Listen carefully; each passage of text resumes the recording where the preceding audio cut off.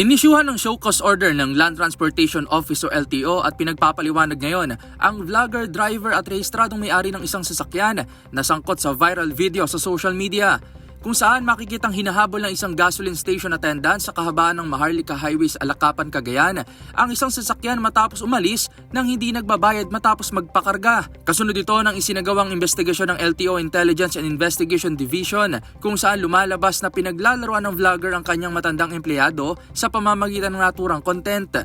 Ayon sa panig ni Florida, hindi isang gasoline attendant ang makikitang humabol sa kanya, kundi isa rin umanong vlogger at tauhan nito. Siya raw ay si Tyson kung kaya ang naturang video ay para lamang daw sa content sa social media. Giit naman ni LTO Chief Asek Lacanilao, kahit pa prank o para lamang sa content ito, hindi dapat paglaruan ng naturang empleyado at hindi tamang paghabulin ito sa ilalim na matinding sikat ng araw. Dagdag pa nito, hindi nakatutuwa at lalong hindi ito dapat tularan dahil ang paggamit ng sasakyan ay may kaakibat na pananagutan na gamitin ito ng may paggalang sa kapwa at sa batas.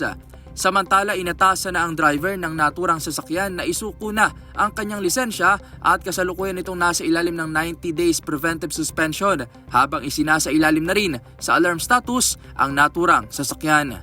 Para sa DZRH TV, ito si Rovic Manuel, una sa Pilipinas, una sa Pilipino.